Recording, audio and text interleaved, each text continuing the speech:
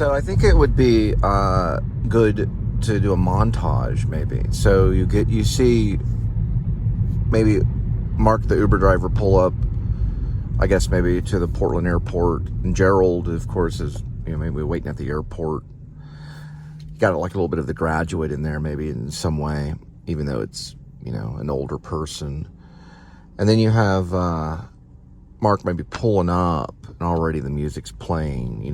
The last trip to Tulsa, and then it shows the car. Maybe there's like a close up of Gerald getting in the car, and then maybe a medium close up, and then a shot of Mark the Uber driver kind of looking back at him. And then there's dialogue that happens, where he's talking about a butt knock and all that kind of stuff, and he's been drinking. And then it kind of goes to like a wide shot. We see the car, and we still hear Neil Young playing The Last Trip to Tulsa. There's a moment there where there can be more dialogue. And then we go to John Blacksmith, and he's at his garage, we're welding something together, possibly old cherry, or fixing it. And you see there's silver weaponry and all this stuff. You see him hammering something of silver, and that's part of the song. And then it goes back to Gerald Oldman, and there's a moment where he talks about him running out of gas, and he was afraid to ask. Neil Young says something about that, and they go into a gas station for a moment.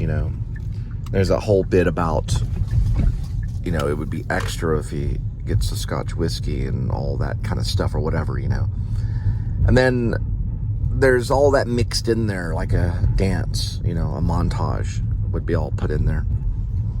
I hear that in the song. It's a good song. It's interesting, and also it kind of mimics the sound of the highway at times. The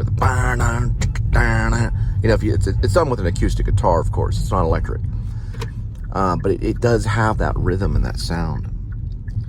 I gotta find these guys right here. I gotta make a phone call.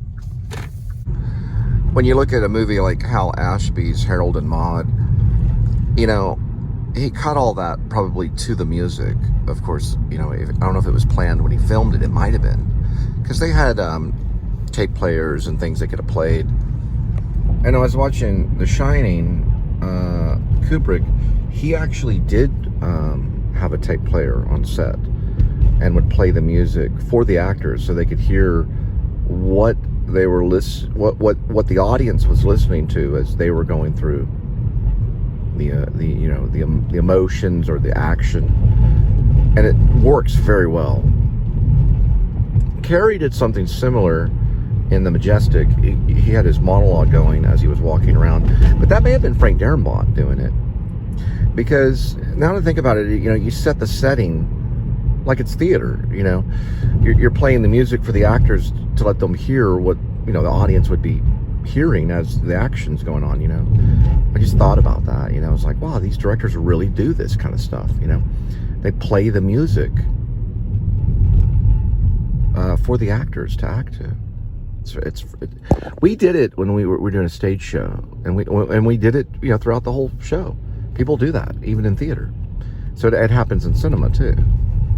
It's very strange. I thought that it was something they would only do in the editing room, which they may do that for some sequences. It depends on the director, But I thought that was a cool little thing that goes on, because you could talk to them about what they're going to be revealing. All right, 7:33, 10 minutes, 4 miles.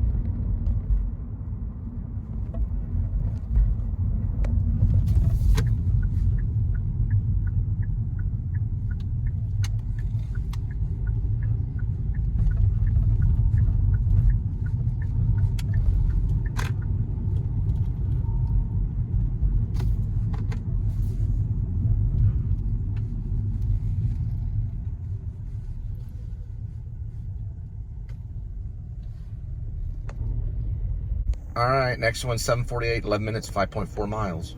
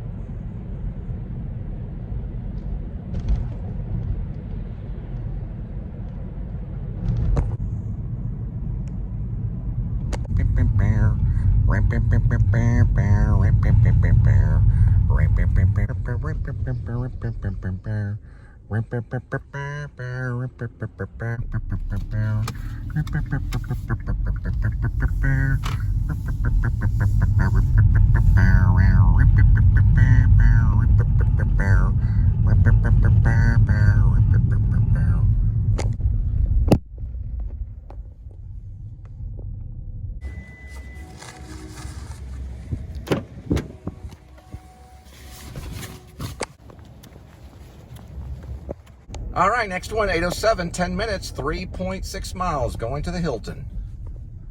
You know how John Carney, you know, they basically created a musical. Now, it was a movie called Once. It makes a really good musical. It's already, well, it's on its way to Casa Manana in March. Really good one.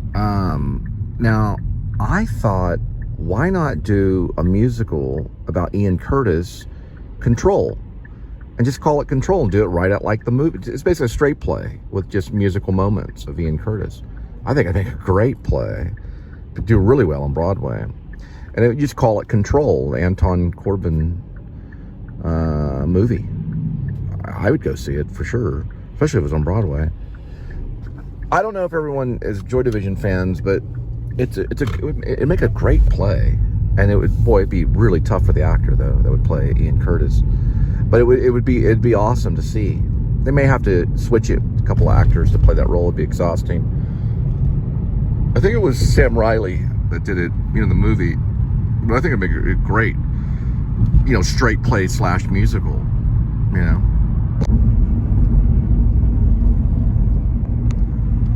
Maybe they could call it Closer rather than, you know, Control. You know, and since, you know, it'd be called Closer, you know, it would start with just kind of like this dream sequence of, you know, Alec Baldwin coming out going, "Coffee is for closers." You know, he comes out and there's like a, you know, spot. It's kind of like a joke, and he, you know, he goes like, "Put that coffee down. Coffee's for closer." "Hi, I'm Alec Baldwin. I'm introducing Closer, which is a play based on Control, the movie." No, I'm just joking. I'm joking. There's Jason's Deli right there. They try to trespass me from that one too. That one right there. We're not dropping off to that one. Thank goodness. We're going to the Garden Inn. That's where I would take my Jason's Deli. Well, actually, to be honest, I did a couple of times because the guy asked me to leave. But I took it to. It was actually a Central Market salad, and I got really good deals on it. And I would take it to this Hilton Garden right here for quite a bit of time. Oh, it looks like some people got out of high school and walking up this way. Anyway, it is a good place to take a salad and chill, you know, and take a break from things. They got a nice little eatery in there, television, some books. You can look at things. There's a little fireplace. They got a fireplace in there. The Hilton Garden.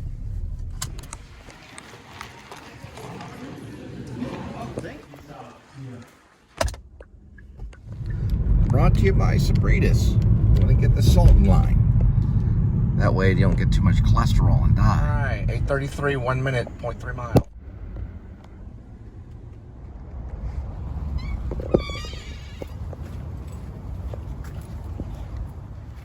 I thought that was a 9. Ours at a 9.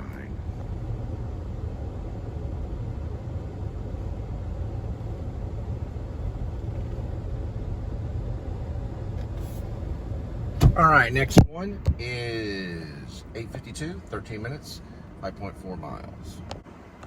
So I was thinking, you know, if they do the musical about Joy Division during this song right here, Insight, You know, there's like all those laser sounds, you know. But they could bring in a lot of people that look similar to Ian Curtis, and he's doing like the weird marching dance, you know. And it gets kind of sprockets, you know. I mean, it would be serious, you know, but there would all these dancers come in and be very robotic movements and then kind of spastic dancing, just like Ian Curtis. And then, you know, then there'd be like, you know, it'd be like the people dancing kind of to his music. And then there'd be the laser lights would go on, you know, that it'd be time for laser lights at that moment. I think it might work, you know. I mean, it could. You never know. You never know in musicals. It's a hard one to predict. But people might like it, you know. And some fog. There might be like people slam dancing. You know, it'd be like you know, it'd be a musical about goth, you know, because look what Hair was a big deal, you know. That was about different bands and things, you know. Well, it was a collection of sounds, you know, and music and hippies. This would be like goth people and musical.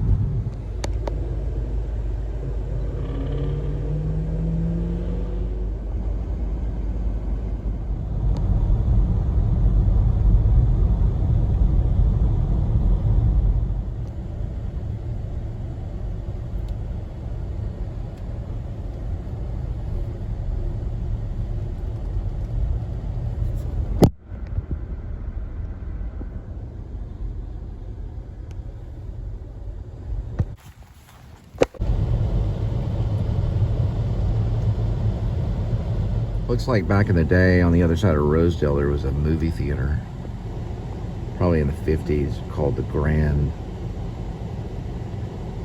right there. This is East Rosedale, so that's, I don't know what that is over there.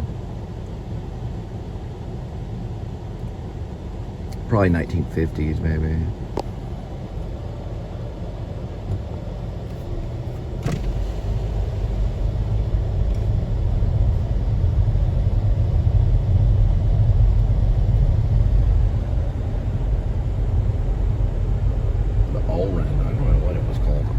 Read that thing. Can't really see it. I have to check it out or something. Maybe look on the archives and Google. Alright, so they got this thing on iTunes now. You can get songs for like 69 cents. It comes out to like 70 cents or something. I don't remember the exact amount it comes out to. But it's like a discounted price for songs. So instead of paying $1.40, you pay like 69 plus the change or the taxes or whatever. It's really a pretty good deal. So I got like a few songs on it. I got this one, Lumineers. They're pretty good. They got that one, and I got another Lumineers one right there. It's pretty good on that one. And another one. Paid 69 cents, I think, for each song. That was back in the day.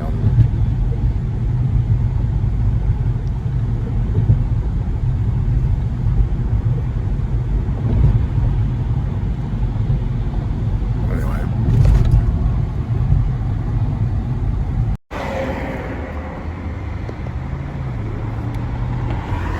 The Masonic Temple.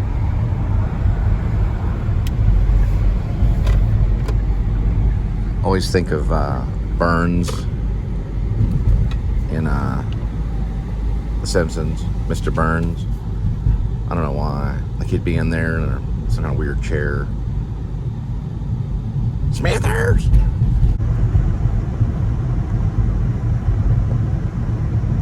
So, Grace A.K. Werevlog, the thing about people don't understand is the cat is the keeper of the curse. It's not in the script. It's an unwritten thing. But you figure it out when Louise, the lawn care guy, I guess he's Louise the landscaper is what I call him. I changed it to Louise the landscaper. He goes and finds the cave, and the cave is a drawing of the cat. So that's the only thing that shows that the cat is the keeper of the curse. of the shape-shifting curse, I guess you could call it. In this case, the demon, or lycanthropy or whatever, went into the cat. And that's what brought the whole thing. And the cat probably lived in the cave. It'll all be told in the sequel. You don't really get the whole story. That's why the cat is the last thing that's seen. And Gerald says, you know, she was quite the bitch. He's talking about Rainy Love, but he's looking at the cat, wondering what in the world is going, you know what I mean? He's looking at the cat, thinking, he just has an instinctive feeling. And I don't know if I can put that in the script. I just do it with close-ups only. I don't say, you know, he's looking with instinctive feeling, you know, because you don't want to give us bad direction. But there might be something that I think I see. There's a twinkle in his eye or something. But Gerald knows a lot more than everyone else about what's going on. You know, he's hunting the werewolf. He knows the most, you know, out of the whole group. But he doesn't share all the information that he knows. Because he doesn't, he doesn't really have the opportunity to. There's only so much time that he has to, and certain stuff that he would talk about. Because he would talk about, probably he would hint or behave like a minister or a Christian minister. So he does have a lesson to, or he talks to John Blacksmith about quitting smoking and tells him about the evil of there's evil in the world and things like that. It's kind of hard to explain. Gerald's a very complex character, but he gets the instinctive feeling in the end of the movie by looking at the window and seeing the cat clearly looking at him. It opens with the cat too. It's kind of the MacGuffin. I mean, could argue the MacGuffin is the cat. You probably could easily. Now here we can go on this long, conversation about the evil of cats. I'm talking about felines. And a long time ago, during the bubonic plague, the cat was seen to be the evil that was causing this curse upon the land. So they started killing cats. Cats became, there's an Uber right there. Cats became an evil symbol. They still kind of are, with the witch and the cat and things like that. But anyway, you would never think, it's not a cat wolf. And I don't think the cat shapeshifts. I've thought about that. I don't think he does. But he's the keeper. And I think the cat expels or sends this demonic spirit into Rainy Love, who does, eventually you see shape-shifting. And it's not American Werewolf in London, that kind of shape-shifting, because you don't see the actual transformation. He walks in and sees that she has the legs of a werewolf, and I don't know how that's going to look, and she's cooking, so she's half, because towards the end of it, all right, is what's known as I don't know, it's called an equinox. It's when there's a lunar eclipse. You only can see half the moon, so it's not a full eclipse. It's weird. It's a weird story. I guess the story is, I don't know if you could call it an allegory. I wouldn't really call it an allegory. Any werewolf story is usually bound in mystery, of some sort. No one's brought the cat in, They have brought probably the dog or the wolf. But the cat is a character, it is a symbol. And there's also stock characters in this. So you got the lawn care guy, you got the fighter, you got the rock star, ex-rock star, who Rainy Love kind of is. You've got the detective, or really what he is he's a lot of things. Gerald is a lot of things. He's an ex-minister. He knows a lot about Gypsy. He can probably speak some Gypsy language, okay, because there's Gypsy language in it. And there's, Wallace Shawn's character is the owner of the feed store, but also knows a lot about the Gypsies and is on the case of this werewolf thing. He's probably in town for many years because it originates from this area called Barksville, from this cave that has a cat drawing in it. Anyway, just wanted to go over that. The reason why is because the cat is an important aspect of it. I may be adding more to the whole cat aspect. Maybe Rainey playing with the cat more. Maybe the cat gets more of attention. Maybe Grace does take the cat to the vet. It does get bit by a snake. That really did happen to a cat of mine named Garlane. And that's the name of the cat in the story. It really did happen to one of our cats, and it was a devastating thing. I don't know if the cat survived it. His skin fell off of his leg, and it was bare. You could see it like a chicken leg. And it was bit, but it did survive to get to the vet. I don't know if it lived afterwards. I don't know if they put it down or if the skin was already kind of coming off, and that was from a snake bite. But man, it's got a little bit of my, why werewolf? I don't know. I don't really know exactly why I went in that direction. I think it was because I think I could tell more if I hid behind the werewolf. And then we talk about my cat, who has the last name Cassavetes.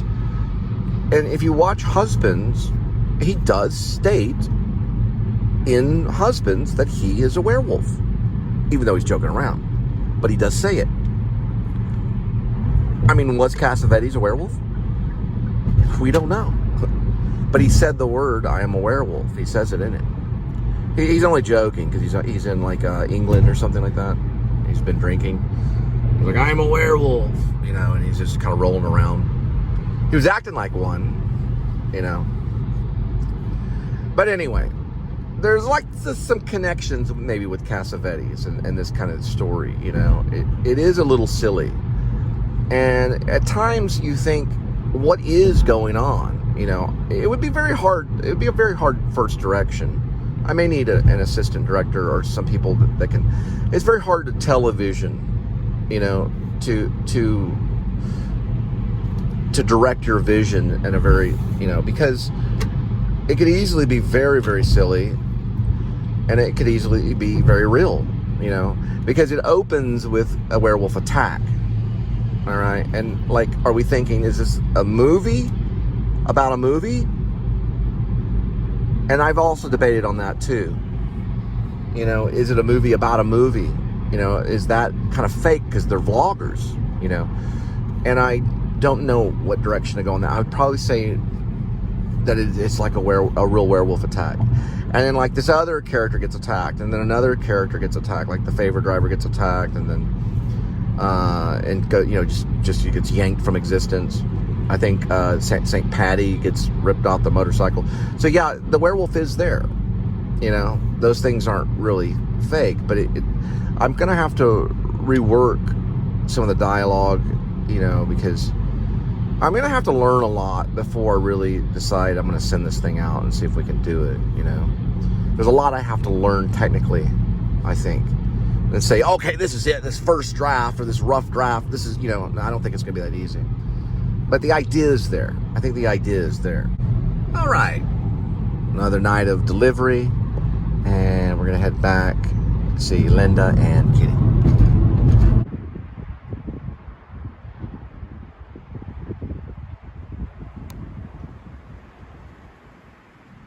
Hey, Kitty.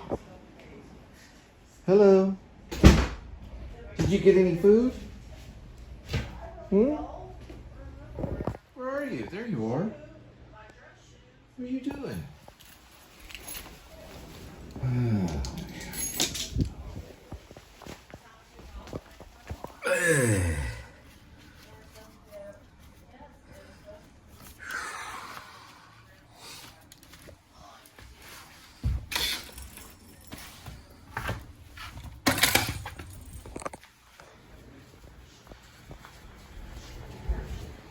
All right. Anyways. Hello. Hey, sorry. Oh, Donna Mom? Yes. Hey, Donna Mom. Oh, hi. Hi, sweetie. How you doing? Doing pretty good. How's Maine? Oh, 12 degrees, you said. Huh? Yeah, it's colder. It's colder. So Linda's gonna try to get a job at Target. You gonna watch it, sweetie? She's been watching it. Hang on. Yellow gloves, tomato seeds, She thinks it's funny, right, sweetie? That's funny. What's funny about it? So Linda's really gonna try Target. She's going to the interview tomorrow. We're doing some training right now. There's one mistake though that you don't want to do. What is it, sweetie? You don't want to walk off and see if they have the items so you can bring it back? You know what fertilizer is, right? Excuse me? It's part dirt and part feces. It's my job to know what I don't know who that actor is, John. It's Kristen Wiig. I thought it was Kristen Stewart. She invented it. The cute blonde girl. You know what I'm talking about? No, it's not Kristen Stewart. You know You what also I'm thought it talking was the about? lady in Roseanne. The sister in Roseanne. Yeah, but who's Kristen Stewart? didn't help any of my plans. I think because it She's in Twilight. I don't watch Twilight. I'm not that old. You for need to God's study sake. the Target lady. Go like this. Go approved. I haven't seen anything move that fast since I went to an illegal mouse race. An illegal mouse race. She always gets a cackle Hey, out of y'all. this one. Look, there's We Peg. love black people, but there's All always going to be a right, all black right, man cut. with... Happened to me, girl. Oh, hey, girl. That's Justin Timberlake? That's Justin Timberlake? Yeah. No, it's not. How do you know? Justin Timberlake, yeah. No, it's not. Yeah, it is. He does. How do you know? It's him and drag. I know. So I flicked it on the ground and realized, get this, it was a half flat licorice jelly bean. Good makeup. So there I was, laughing with my comfort flakes around my ankles by the fish tank. Oh, it took 2-3 hours to get him in that costume outfit. Then guess who runs into me? My preacher from church. And guess Hey, y'all. If anybody knows a Target story, let us know. I have a Target story. I graduated from high school. I bought my high heels over there. Oh, Target. I got some blue And my lace in car there. broke down. My car broke down. my date tonight. That was 1999. Cute little black high heels, about 1.5 inches, and had roses on it. And my car broke down. High school graduation. You don't forget your high school graduation, do you? This one's most of it Justin Timberlake.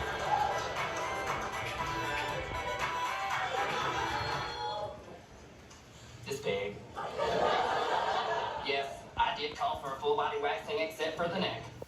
And I need a Usually wax. takes about 3 hours with 2 Bye, y'all. Yes, I can hop on my scooter and be there in 20. Oh, I gotta go. My friend's coming back. Wham, bam, thank you. She just returned. These around the trunks of my indoor palm trees to make sure they grow parallel to one another.